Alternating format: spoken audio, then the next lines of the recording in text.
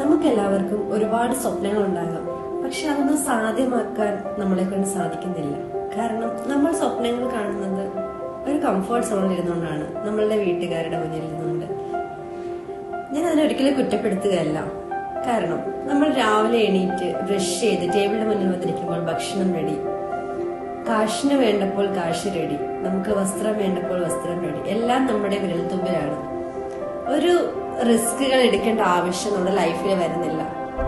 ശരിക്കും നമ്മൾ ഏറ്റവും കൂടുതൽ ഇഷ്ടപ്പെടുന്നതും ആ ഒരു ലോകത്തിലെ തന്നെ ഏറ്റവും കംഫർട്ടായിട്ടുള്ള ആ ഒരു വീട് എന്നുള്ള പ്ലേസിൽ ഇരിക്കാൻ വേണ്ടി തന്നെയാണ്.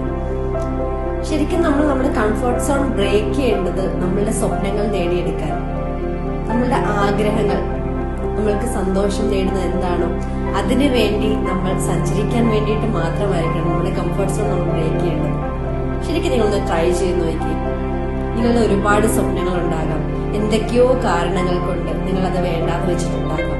ഇപ്പോൾ എന്റെ ഒരു സുഹൃത്ത്, ആ സുഹൃത്തിന് ഏറ്റവും കൂടുതൽ ഇഷ്ടം ദുബൈയിൽ പോയി സെറ്റിൽ ആകാനാണ്. പക്ഷേ വീട്, കുടുംബം, മക്കൾ എല്ലാവരെയും വിട്ടു പോകാനായിട്ടുള്ള സങ്കടം കാരണം ആളുടെ സ്വപ്നം പോലും മറന്ന് ജീവിക്കുകയാണ്. പലപ്പോഴും വിങ്ങലാണ്, എനിക്ക് പോകാൻ കഴിയുന്നില്ലല്ലോ, എത്രയോ ആളുകൾ അവിടെ പോകുന്നുണ്ട്, എനിക്കത് സാധിക്കുന്നില്ലല്ലോ. ശരിക്കും അവരുടെ കംഫർട്ട് സോൺ ബ്രേക്ക് ചെയ്യാനുള്ള പേടി കൊണ്ടാണ്.